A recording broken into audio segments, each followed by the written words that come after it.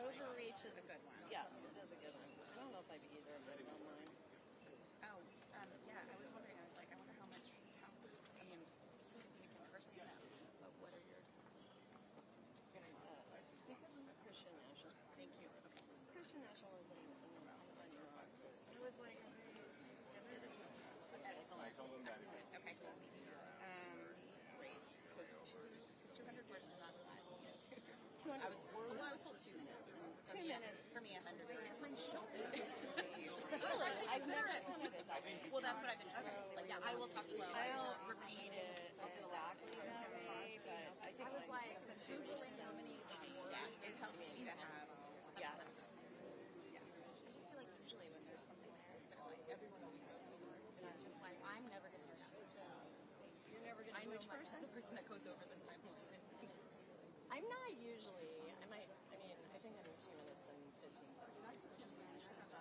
And the people that I have are enough for everyone. In this case, I'm trying really hard to be. I want to be a good, equitable 2-minute person. I love your outfit. And also, if you're going to say your name, oh, thank you. I'm Erin. I don't think I'm Steph. Nice to meet you. Who are you with? Move Texas. Oh, hey. Yeah. I'm B. Oh, yes. We met when I was at Common Cause, I think. Absolutely. Yeah. I was in Common Cause before I moved. But yeah, no, I have this small business, woman-owned business based in Houston that I love. And I reached out to them and I just sent them Move Texas Instagram and I was like, this is our vibe. I was like, I need some big earrings. They made like 8 different ones. So I have some big flowers, big smiley faces. But I felt like the rainbows made a lot of sense for me. I want to check in with you about that too.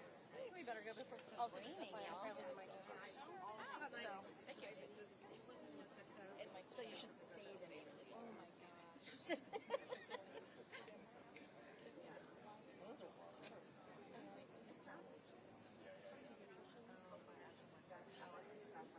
Yeah. So, that I'm willing to think about yeah, exactly. Yeah, so look at that. I'll try and share it out because it was... I'm just going to test your mic, your sound. Is this good for folks? Good. Hi, everybody. Are we all set? All right, so we're going to get started. Every speaker gets about 2 minutes. You can go a little bit over. There's 3 people that are going to come that are not here just yet. They're going to join us after our meeting that they complete. So thank you for being here. Appreciate you all. You're next. All right. Hi, everybody. My name is Ricardo Martinez. I'm the Chief Executive Officer for Equality Texas. I use he, him pronouns. Welcome this morning. Incredibly grateful that all of you were able to make it. The damage of historic and traumatic events like yesterday often reveal themselves in the days, the months, and years that follow. Living through history is not something we've asked for, but these are the cards that we have been dealt. We've been pushed, prodded, and poked up to this decisive moment that is revealing who we are. This moment will determine the direction of our country, our state, and how we will move forward. Will we reject government intrusion into our private lives and personal decisions? Will we roll over when democracy is threatened? Or will we rise up and claim our stake in the world? Will we fight for our right to life, liberty, and happiness? For us, the choice is clear. We will continue to fight. We are here today to call on Texans to help us defend true Texas values: privacy, respect, safety, family, and community. These values belong to all Texans. We will not succumb to legislation that pits us against each other or puts the lives of LGBTQ Texans at risk. Navigating this session has been truly harrowing, with so much vitriol being thrown at us from various directions, anti-LGBTQ legislation being advanced in bulk by legislators with clear animus against our community. And they have been pushing hard, putting these hateful bills on a fast track to becoming law. We arrived at a defining moment in session this past Tuesday, the floor debate of SB 14, a discriminatory bill that would end life-saving care for trans youth and send a chilling effect surely to impact care for adults, trans adults. Despite the indignant anti-equality hate mongers who tried to provoke our community into violence, we remain true to our peaceful acts of defiance. We prove that we are a force to be reckoned with. We will not simply fade into the night. We cannot and will not be erased. When it comes to bills that determine the fate of our lives, we cannot remain silent. Our health, safety, and freedom are at risk. To anti-LGBTQ extremists, we are merely collateral damage in their nefarious plan to seize power. But together, we are here to say no to the exploitation of workers, no to the censorship of books, no to the denial of health care, and no to government intrusion on our privacy and liberty. Free states don't ban health care. Free states don't ban books. Free states don't ban people.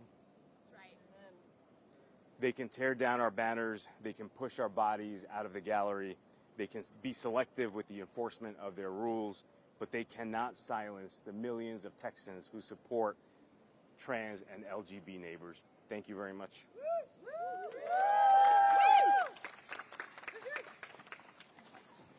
Thank you, Ricardo. Brothers and sisters and siblings, my name is Rick Levy. I'm the president of the Texas AFL-CIO. We have 240,000 members across the state of Texas, and we're here as representatives of a union movement that is growing, that is vibrant, and that is on the move here in Texas and across the country. Our members make things, we build things, we teach people, we serve people. And you know what else we do? We fight for justice for every working person, regardless of where they come from, regardless of the color of their skin, who they love, or where they work. We fight for justice in the workplace, in our communities, and we definitely fight for justice in this Capitol. And we believe in solidarity. We believe that an injury to one of us is an injury to all of us. Yes. And we believe that none of us are free until all of us are free.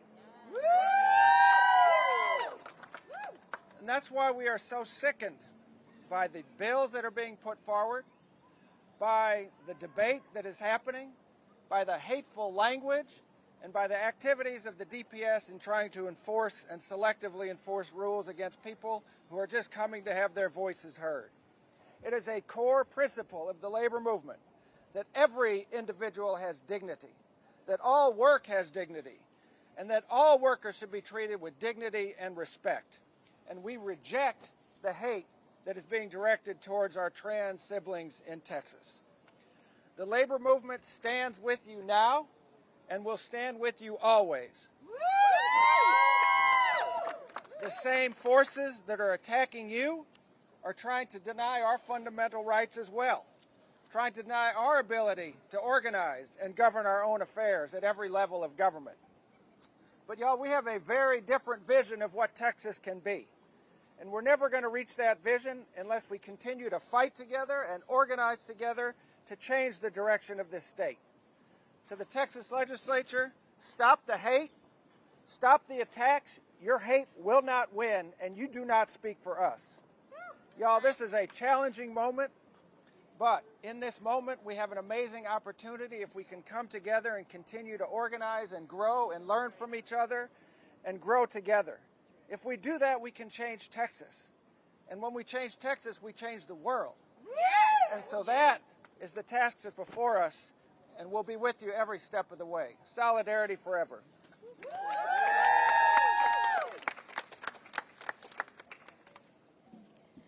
My name's B. Moorhead. I'm the director of Texas Impact, which is Texas's oldest and largest interfaith advocacy organization. Our membership includes Protestant, Jewish, and Muslim and interfaith institutions that collectively account for 5 million Texans. You'll hear from one of our board members in a bit, Reverend Erin Walter. We have about 50 board members representing all of those diverse institutions. Their religious practices vary, but they affirm commonly held social principles: love of neighbor, freedom of conscience, opposition to discrimination, and support for human flourishing, which we would say is that every person can be healthy, educated, and self-sufficient.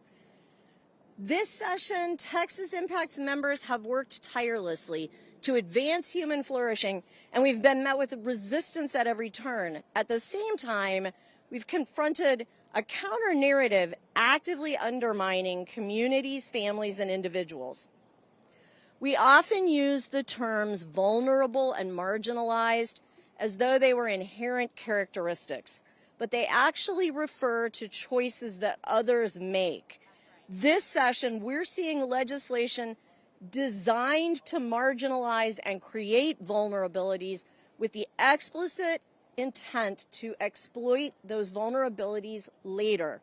For example, Senate Bill 14, depriving trans kids of health care, House Bill 1600, criminalizing asylum seekers, and the failure to advance House Bill 2215, which is leaving doctors who treat pregnant women with no choice but to leave their practice or leave the state. The most offensive thing about this to Texas Impact membership is that these efforts are without exception characterized as necessary to advance a narrow set of religious beliefs. The rug that ties the room together in this House is a Christian nationalist agenda that intends to impose a narrow set of beliefs on the whole state. Texas is amazingly religiously diverse. Houston is the fourth most religiously diverse city in the United States. So why should the beliefs of a few be allowed to trample the rights, freedoms, and flourishing of the many? Of all the beliefs Texas Impact's members hold in common, perhaps the most important is this: it doesn't have to be this way. All of our faiths teach us that we are meant for something better than is going on in our state right now.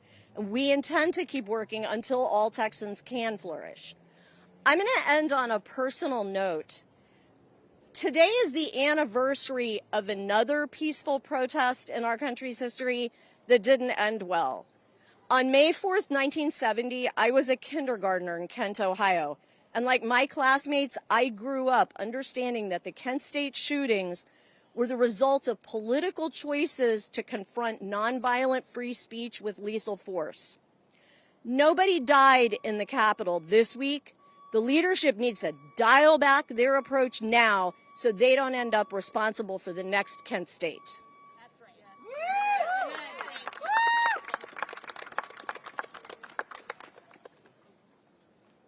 Hi, everyone. I'm Delma with AVOW, Texas, Unapologetic Abortion Advocacy. The core values of reproductive justice are the right to have a child, the right to not have a child, and the right to parent a child in a safe and healthy environment.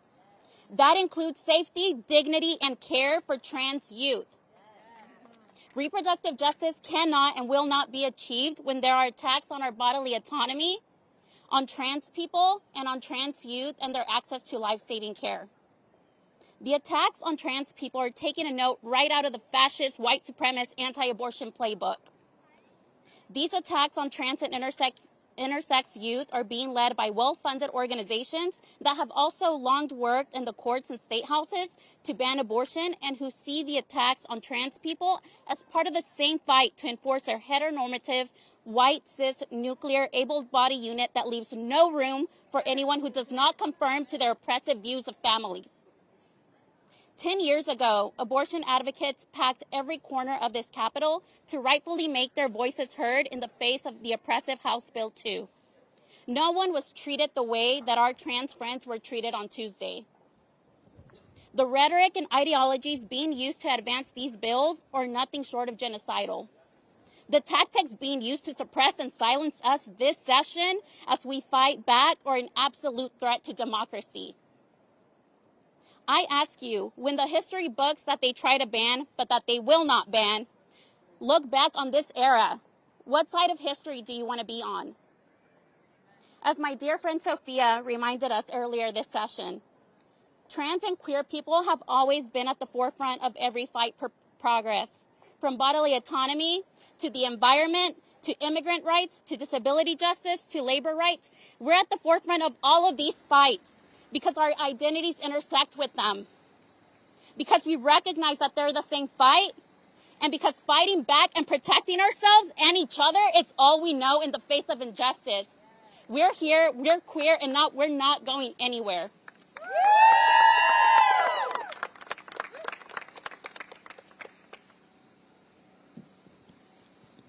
Good morning. My name is Stephanie Gomez, and I'm the political director at Move Texas, a nonpartisan nonprofit building youth power across Texas through civic engagement, issue advocacy, and leadership development. All of the work that we do is rooted in the fact that what we believe in is an inclusive democracy. And one of the biggest moments for a young person taking that first step in their democratic participation, which we hope becomes a lifetime habit, is a visit to the Capitol. How many of those young people were here earlier this week and learned that when they come to speak and participate in their democracy, which is their right, that they will be met with state violence? The violence that so many of us witnessed earlier this week highlights the lengths conservatives are willing to go to attack our communities, especially trans youth and trans youth of color. We must call this what it is: government intrusion and state violence. State violence towards peaceful protesters and state violence imposed on our democracy and the freedom of speech. This brutality is a clear manifestation of what extremist politicians and their deranged fans have been working to promote in our state: hatred, oppression, discrimination, and fear. All of the groups here, whether you're working to fight for the right to have an abortion, the human right to have an abortion, whether you're fighting for a democracy, whether you're fighting to read the books that explain your experience, to have your voice heard, or whether you're simply here trying to justify for some reason that you should be able to exist in your home, all of that work is around inclusive democracy. And that democracy has to center young people, and it must promote values of equity and justice. Cowardly attempts to suppress democracy in Texas have been rearing their ugly heads in many forms this legislative session, from state takeovers to outright attacks on peaceful advocates sharing their truth and their experiences and their stories. No justice-centered democracy unleashes police force onto protesters voicing legitimate concerns on legislation that promotes more violence. These actions by police and by House leadership, and I do want to name Dade Phelan, will not stop us from advocating for our communities. Young people are the moment and the movement. Young trans people are the moment and the movement. And as Texas sees militant politicians continue to push discriminatory legislation and limit Texans' freedoms, youth activists aren't going to go anywhere. There are 25 days left of the Texas legislative session. We will continue working to hold politicians accountable and create democracy the people of Texas deserve and the youth demand. And the question I have is, how many more times do we have to come to this Capitol, a public institution that belongs to the people, to defend why we should have to exist?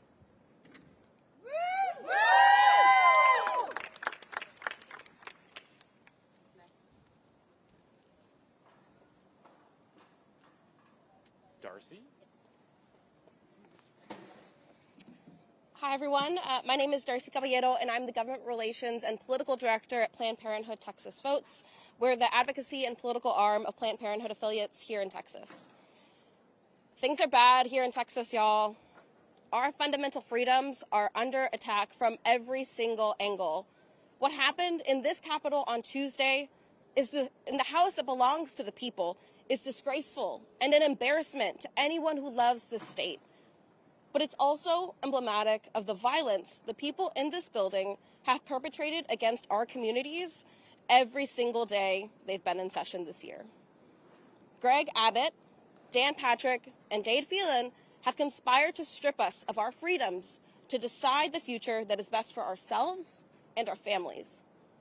They use laws as weapons to subjugate and silence us. It is because of them that trans youth are under attack. And it's because of them that providing an abortion will land you a first-degree felony in our state. Right now, a doctor who provides an abortion on a sexual assault victim or anybody could be facing life in prison. And that's more time than the perpetrator would get for the assault. As we've seen session after session and have seen just in the last few months, the cruelty is the point. In Texas, there have been over 50 anti-trans bills filed this session alone. They are yet again cruelly attacking one of our most vulnerable populations. But we will always continue to fight back, and we will always fight alongside our trans siblings. Trans rights are human rights, and trans rights are reproductive rights. Reproductive justice is about protecting everyone's right to self-determination and bodily autonomy, and that includes access to a safe and legal abortion and gender-affirming care for anyone that needs it. What's clear is that the push for anti-abortion and anti-trans legislation is deeply intertwined and rooted in white supremacist and patriarchal values about gender roles. It reflects a deep-seated hatred towards gender nonconformity and a desire to control our bodies. But we will not allow it. Planned Parenthood health centers will always be a safe haven for the LGBTQ+ community to receive quality health care, free from discrimination and free from judgment. Through gender-affirming care services, Planned Parenthood health centers are helping transgender and gender nonconforming people and Texans live better and healthier lives, just like Planned Parenthood does for all people in the state who need care. We won't be stopped by hate, fear, intimidation, or prejudice. We will continue to fight for our freedom in this state. We will continue to fight against the wave of government overreach and intrusion in our lives, and we will continue to fight for the world we all deserve. We are so proud and honored to be here with all of these true Texas heroes today. Thank y'all.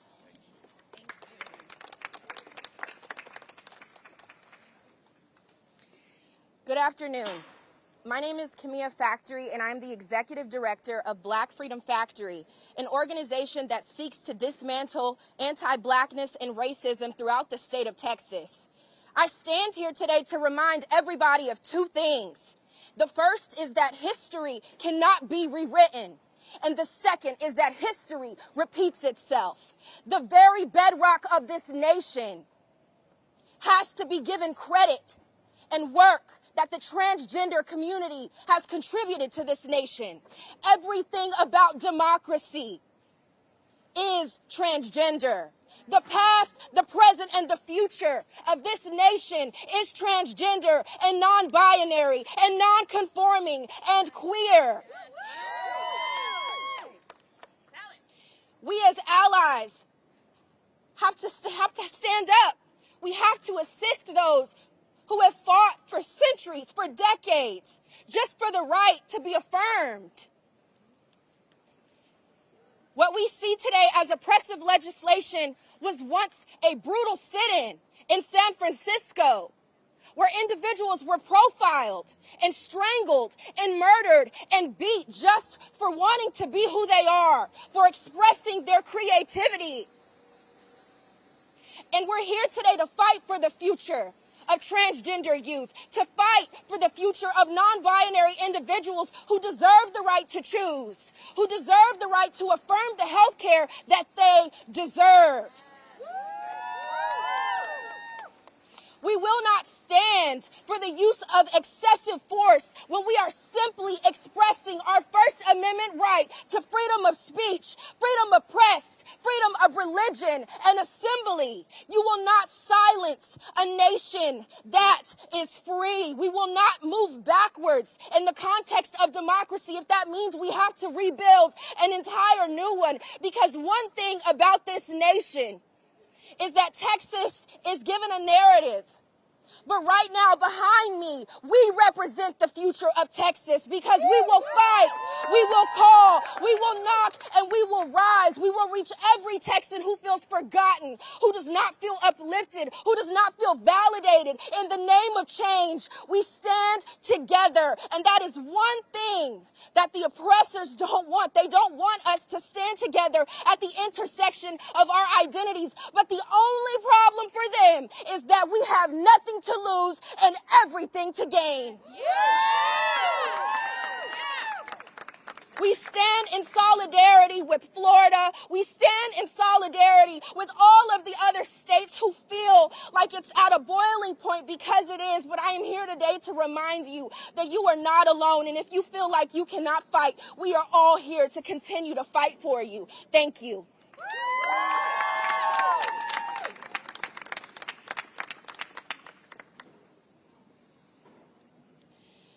this hateful, transphobic, racist, white supremacist, Christian nationalist horror show of an abomination will not stand.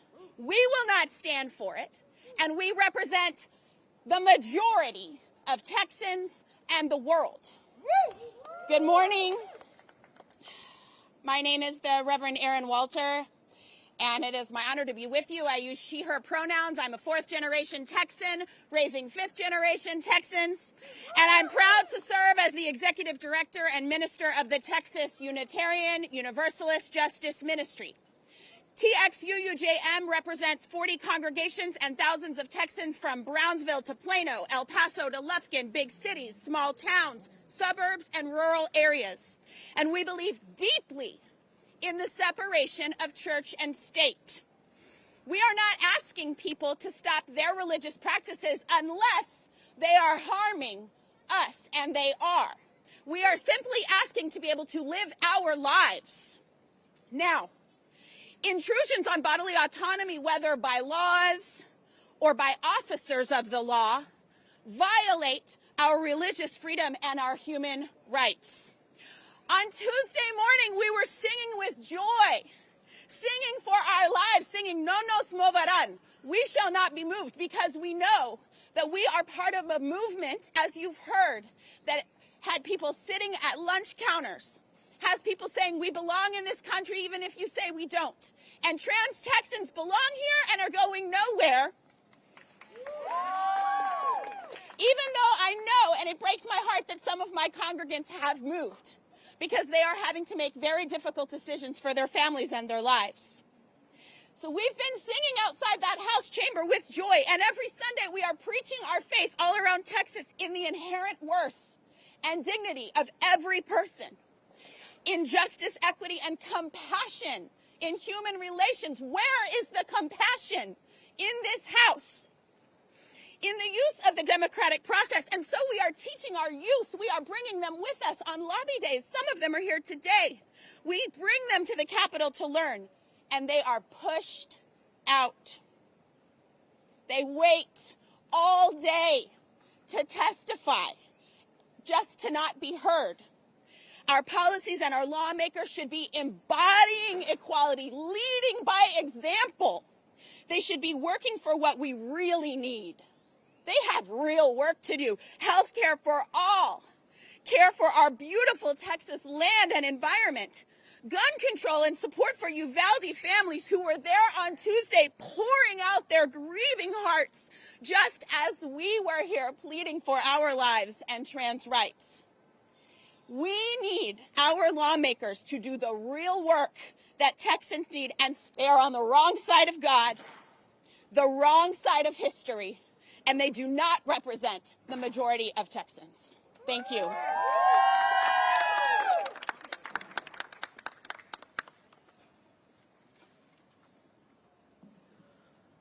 Good morning, siblings. My name's Zeph, Capo. I'm the president of the Texas AFT. And first, I want to say thank you to Equality Texas and all of the all-in equality partners for standing up for my personal rights when I'm here often charged with standing up for the rights of others. One main theme of this legislative session has been a state government intruding into the lives of Texans where it's not welcome, while ignoring the real solutions Texans desperately need. With a record-breaking budget, this legislature has decided not to fully fund schools or protect vulnerable children, but has instead decided to, again, continue its tax on those vulnerable children and cause harm to marginalized communities. Tuesday's events at the Capitol were disturbing and unacceptable. This Capitol is supposed to serve and to be a safe place for all Texans, including our LGBTQ plus community. It has been far from that in recent years. And my union of 66,000 public school employees, Texas AFT, has resolved to do everything in our power to make our public schools a safe place for all students. I'm here today to demand that the legislature make the same commitment. Violence is unacceptable. Intimidation is unacceptable. Bullying is unacceptable. We can and we must do better. Today, every LGBTQ student who has watched this session or has watched the events on Tuesday unfold, I want to say this. You are loved. You are supported. You are respected for exactly who you are. There's nothing wrong with you, but there damn sure is something wrong with this legislature.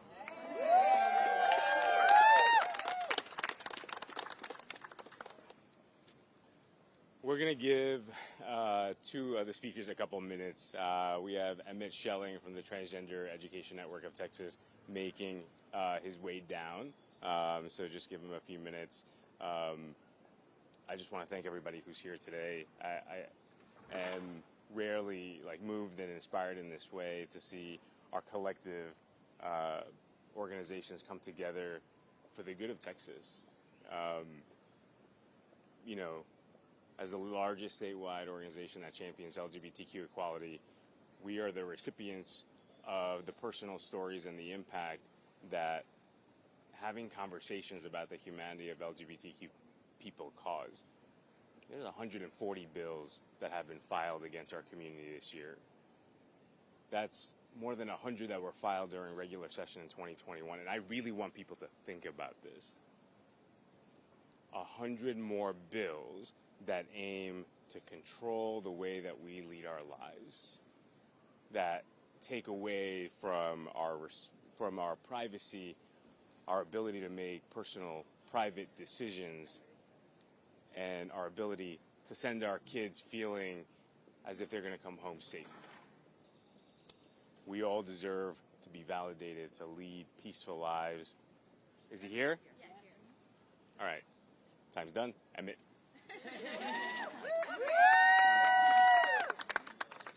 Hello, y'all. My name is Emmett Schelling. My pronouns are he, him, his. I'm the executive director for the Transgender Education Network of Texas. And it is unfathomably awful that we even have to have this press conference. It is awful to think the last 3 days I've been sitting with the question of how responsible is it of me as a leader to tell trans people to come into this building to fight while the lives of our families and our youths are being ripped apart in the same building. And now to not even feel safe by the same people that are allegedly here as safety officers, where we have multiple instances of unnecessary brutality on film. And we have to ask ourselves, why was it during all of those interactions, the people who were impacted were trans people of color? It was not because it was just trans people out by any means. It was not because it was just trans people in the gallery. In fact, we saw the preferential treatment that DPS gave to people who are known to monger hate, people who are known to call my people perverts and pedophiles and disgusting, because simply who we are, simply existing in the state of Texas, that should not put a target on our back of safety. We have so many young trans people. We have pictures of their bruises.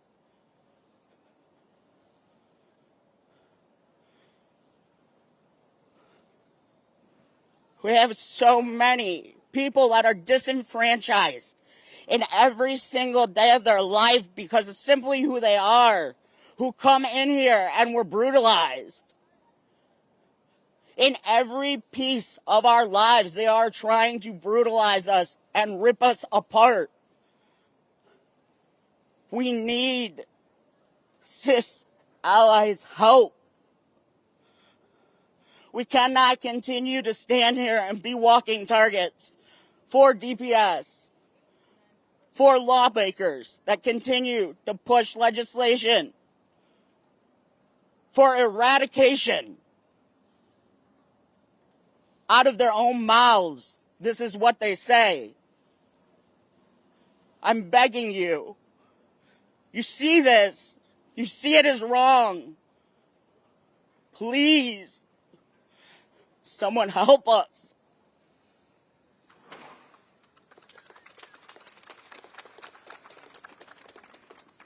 I just want to end by being very explicit. Underscore everything that Emmett has said, because this is an urgent moment of action. What we decide today is going to set the standard for what we think as Texans is permissible in terms of how we treat each other. And the bar is incredibly low right now. Our allies are very silent right now. And your silence is a weight that we cannot carry alone. For everyone who has stood beside us, who has helped in the past, who may be fearful of this moment, this is a moment that calls for uncommon courage. Everyone behind me shows it every single day. I cannot adequately express to you what 140 bills that attack your community feel like. What looking at the faces of 7, 8, and 9-year-old kids feels like, in knowing that they have to find out what an attorney is and why they may need it. There is a loss of innocence that is happening, that is being perpetuated by the people who say that they are here protecting children. There are harmful pieces of legislation that attack parental rights at the same time as our oppressor tells us that they are here simply to expand parental rights.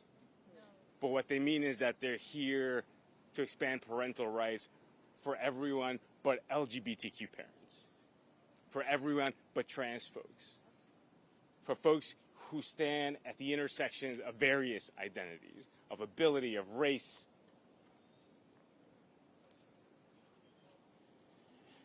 We can do this. Miraculous things can still happen in Texas. And we have a tremendous amount of impact on how the rest of the country fares. We come together for an explicit call to action for our allies who have been with us before and are incredibly silent now.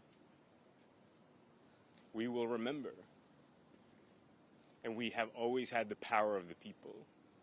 We represent hundreds of thousands of people, and those people vote.